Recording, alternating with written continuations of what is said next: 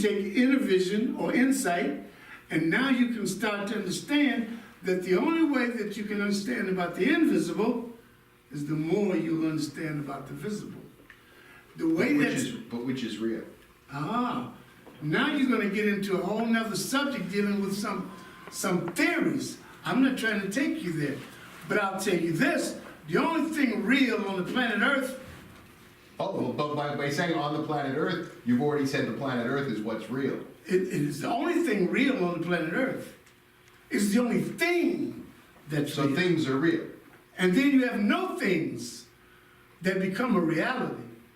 No thing starts with I and sing, and I and sting becomes what you call zero or zero. The I and sing. It is what you cannot see. Someone came up with an idea about how you learn to see it. They created a microscope, and they've invented a lens, and they kept inventing so that you can keep seeing smaller and smaller and smaller until you're down to the microscopic. Or the subatomic. Or the X-ray. You can see through the thing. Now, what I'm trying to get Daniel and James and all these youngsters to learn how to do is I want them to have X-ray vision. James, tell me what X-ray vision is. Should be able to see or something. How?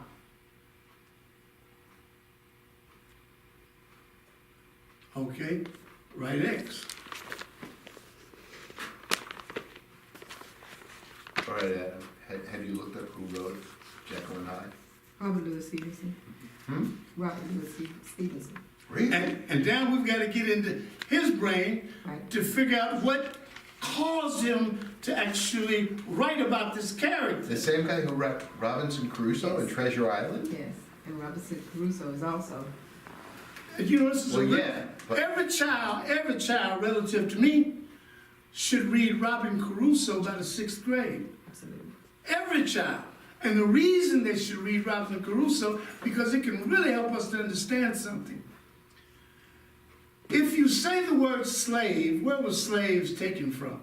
From the Slavic countries, of course. But now you're getting into what we're learning here. I want to talk about what they teach all these children when they're teaching them to be absolute dummies. Oh.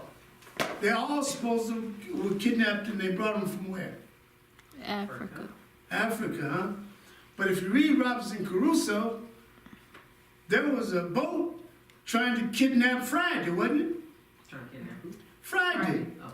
Friday? No, there was a boat that brought Friday. No, they didn't bring Friday. They were No. trying to kidnap him There off the were island. people that brought the boat. Friday's people tried to come get it back. Tried to get him out. But But they brought him understand, there in the first place. the ship was trying to take Friday where? To Africa? No, No. to where they were taking all of the Hawaiians and the people from Guam and all the people New Zealand and the people that they were kidnapping and bringing to San Francisco to sell as Africans. You see, people were taken out of the South Pacific just like they were taken off of the continent. But most people don't learn this in school. So there was a slave trade in San Francisco? Slave trade? You mean the trade of human beings and kidnap people? Is that what you're talking about? I don't know anything about slave trade. Yeah, the kidnapping of human beings and the selling Okay, them. all They right. did that in San Francisco? Do you know how many Chinese people were brought to San Francisco and sold on the auction block? No, I didn't know anywhere. I didn't know. You they had mean an to tell me that you don't know anything about how they put the railroad system together, linking the East Coast to the West Coast? No, I thought they went and hired them in You China. thought, how would you thought that? Because That's what you were taught in school. right. But now what you've got to do, what we're trying to get these children to learn how to do is, Charlie, they got to learn how to keep their mouths shut. And they've got to study for themselves. And they've got to learn how to see things in a different way other than what we're being trapped with, which is nonsense that's just made up. Most of the information that we're getting about Egypt or Greece or any of this, it's just nonsense. They made it up. So now they've got to be able to unravel this. But the only way they can unravel it is they've got to unravel the language. So they've got to learn how to unravel the language.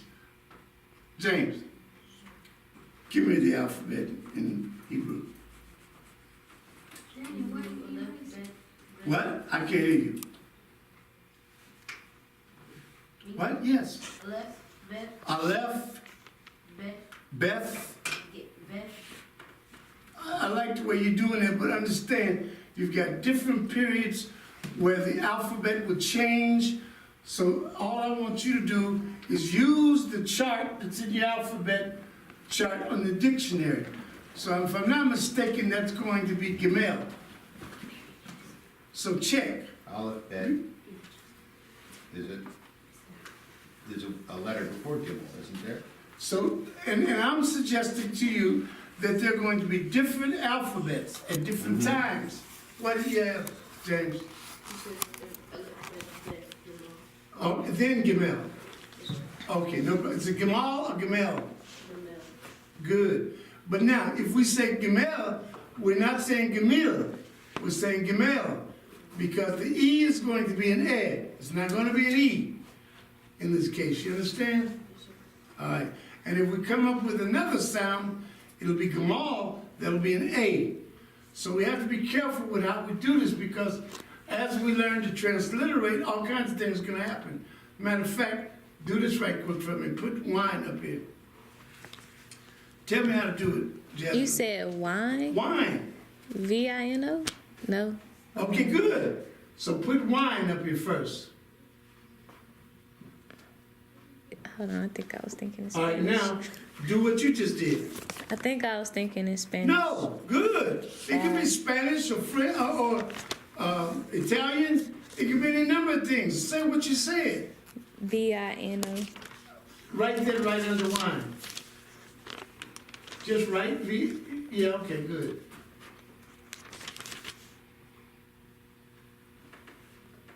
All right, now, this is one language up here. This is another language down here. But once you learn what you're doing, you'll see the same word. Why do we know that's the same word? W and V. The W and the V are the same letter. All right, so now we have the IN, and what's happening at the end? You change the vowel. Change the E to an O. Just change the vowel. So now you can learn how to do this with all kinds of words, dealing with languages. As they go from one language to the other, they're still cognate. They're still cousins to each other. And as you learn to do this, you learn how to break the language apart. We were dealing with name and known and nominal. Nominal will get you number. N-O-M becomes N-U-M, known. It's the same exact word. The relationship of the three is values.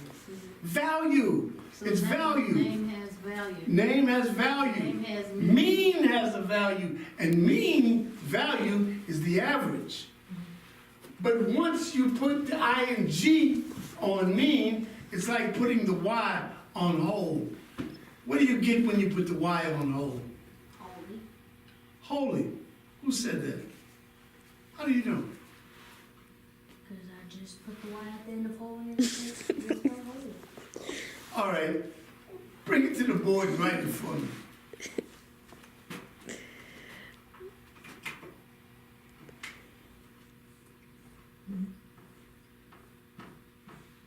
Let's spell whole. Not that whole, whole. It's a story. It's a story. Like Goldilocks and the Three Bears. Now we've got to start making sense of it all. Right, but what I want to know is did anybody before, I'm going to give you the borders of Egypt, all did right? anybody before 1500 or before 1600 ever go up the Nile and down the Congo? I'm sure all the people that were actually getting on their boats and their yachts and traveling on the Nile and on the Mediterranean Sea, I'm sure they were doing all those things. They went up And there. as a matter of fact, which direction does the Nile travel in? The Nile flows north, generally speaking. Isn't that something? Here's a river that flows north, which is unlike any river on the planet. Oh, no, the Ob River flows north. Or does it? Yes. Well, then whichever way that river's flowing, I'll bet you that you will find the knowledge that comes to the people at the end of the river comes from the people at the top of the river. Whichever way the current is going. So what you're saying is that enlightenment comes from the top of the mountain? I'm saying That's a metaphor. I'm saying, I understand. Now we're at Snow White, but now I'm gonna get back to this. And getting back to this, then I'm saying, if the Nile is flowing from south to north, where did the information come to Egypt from? From the south. Where in the south? Uganda or Ethiopia? Zimbabwe. Zimbabwe? Zimbabwe. But Zimbabwe is already over the top and down the other side. That's right. But I'm telling you, when you trace that river, and when you trace its origins, and you trace where the knowledge came from, you're going to be down in Zimbabwe. Now you're frowning. Okay, let me help you, Charlie. Here's what I need you to do. I'm just not aware of any I know you're not aware. hieroglyphics or anything that go Don't back you that worry. We're far. going to get to that. All How right. about this? Here's what you do. You have a carbon-14 study done on the buildings in Ethiopia, Mm-hmm, in Zimbabwe, mm-hmm, in Greece. mm-hmm. Now compare the dates. In other words, don't believe what they tell you about Greek architecture, iconic architecture, any of that. Go and get you a study done on the buildings that are still there and see where the oldest buildings are. Right, but the Egyptian language and the Egyptian alphabet and the Sumerian alphabet are way before the Greeks and the I Greek didn't say alphabet. they weren't. But I don't know, agree. is there any evidence of alphabets and language in Zimbabwe? Oh, yes. And not only that. What kind of a language is it? What do you mean, what kind of a language is it? It's a language. I mean, is it written in hieroglyphic form? It's or is it drawn in written in pictures on walls, on caves. But here's what I'm saying to you. There are papyrus. You know where the papyrus can be found? In the museums in South Africa right now. that are right as, now. that are as old as the And pyramids? also in Ethiopia right now. Yeah, I could believe in Ethiopia, but You can believe all that you've been believing. Or you can start doing the work, stop believing, and actually find out the information that will lead you to knowing. But one thing for sure, but that means I will that bet they you are- if you trace the borders of ancient Egypt, you'll be in what you call today China. I'll bet you. I'll bet you you'll be across India, across Tibet, and you will be in China. And I'll bet you that it is the same as Egypt. And I'll bet you those people were what you would now call Egyptians. And look at y'all around this room. You all look very different to me, and I'll So- bet you those people look very different then. So you're saying that history is much older than we give it credit for? Oh, without a doubt. And that the Chinese civilization and the sub-Saharan civilization... And you know what? They taught you in school that the Greeks invented vowels. The Phoenicians gave it to the Greeks. But tell you what you do. Go to India and Tibet and the Himalayas, and you trace their language, and I'll bet you'll find vowels in Sanskrit long before it reaches Greece or Phoenicians or any of that. And as a matter of fact, Egyptians did not use vowels. So are you saying that the people that came over into North America had written language? Wait, now here's where we're gonna get trapped. You're gonna try to talk to me about some story that they gave you out of school, talking about the Siberian Peninsula and some people coming across, and they came across to what they call the Americas and became Indians. No, I'm just saying that everybody on this continent doesn't seem to be more than 20,000 years old. So that's what they believe. That's the theory. But I seem to remember Thor Heyerdahl doing some work with Kontiki 1 and Kontiki 2. Sure. And I seem to remember him actually disturbing a lot of what we're being taught. Yeah, but that's still later. What do you mean? What he did? What he did was to show that people could travel all the way from Africa to the Americas using, Reed boats, who built the reed boat? the people up on the lake, Which lake? the lake in Egypt, No. the lake in South He America. tried to build the first boats like they thought that the Egyptians had been building their boats.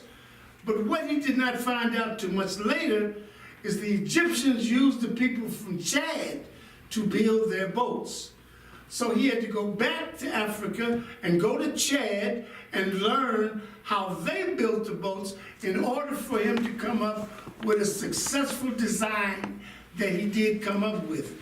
What he proved was what J.A. Rogers had been trying to get so-called black people to understand since Schomburg, that African people had been traveling over from Africa long before Magellan or any of these who we now want to say discovered America or the Americas.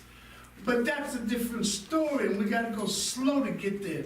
And see, the way I'm trying to take them, Charlie, is I do not want to necessarily take them through all the mystical, fantastical nonsense that we got to get through. I want them first to learn how to break this language apart.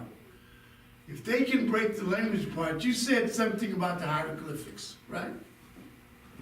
Hieroglyphics is a form of writing. And so is cuneiform. And Right. so are the languages that you find in China and Japan. Right, And, and they're all a way to express something.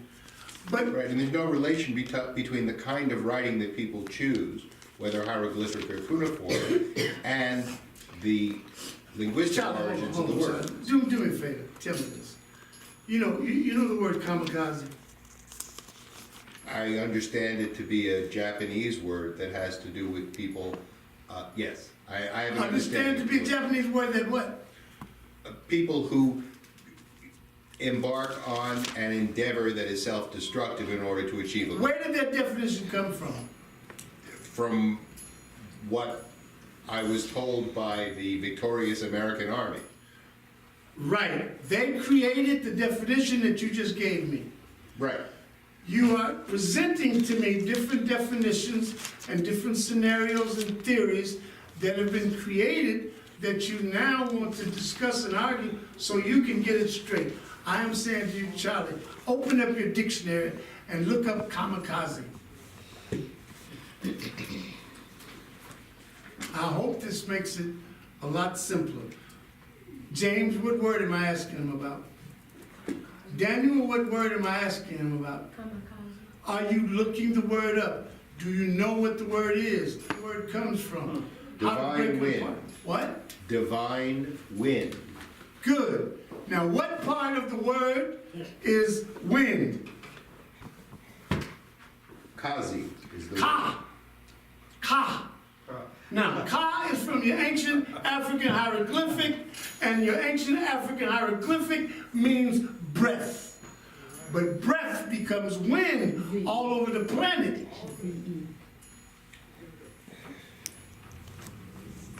What were you supposed to be doing? He was trying to write kamikaze. Good. So you're saying that the language trees that I've been given that put Japanese Listen in to a what I different- started saying to everyone. Most of what we've been taught was Yeah. just made up nonsense. I I am doing can't- my best to give you all a code in order for you to decipher these languages.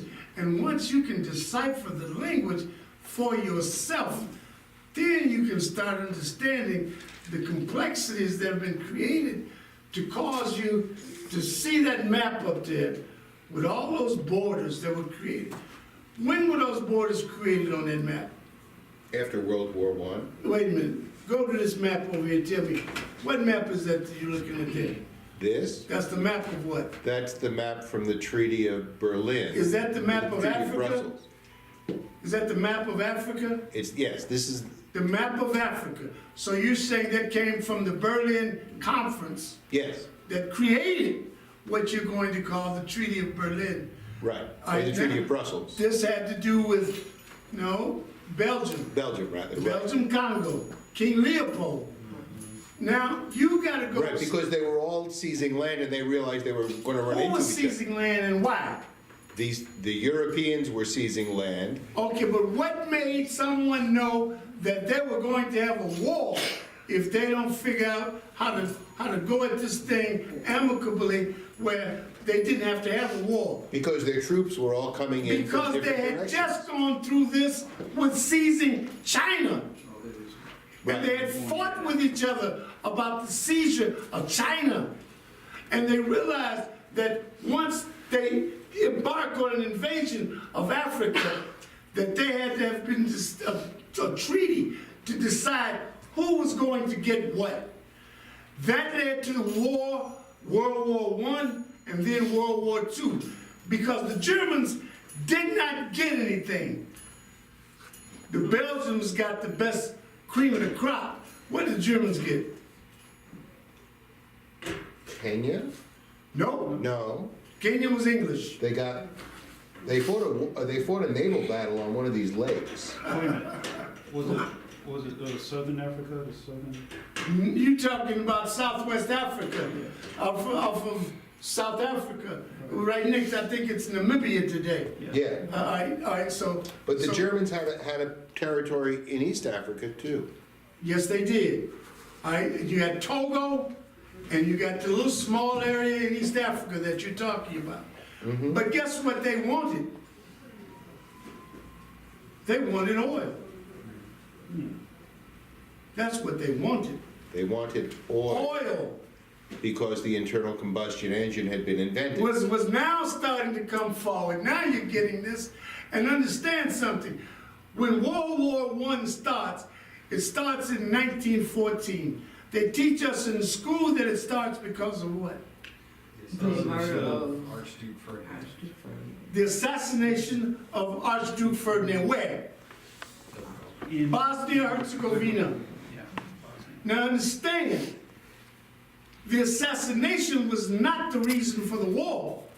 The reason for the war is because Germany does not have what it needs to create empire. They're a new country. They've just started. They started in 1872. They did not exist before that. 1872. By 1914, they want their part of Africa. But Belgium, the Belgian King Leopold, Exactly. King Leopold actually has sent some people in, and they found King Solomon's mines.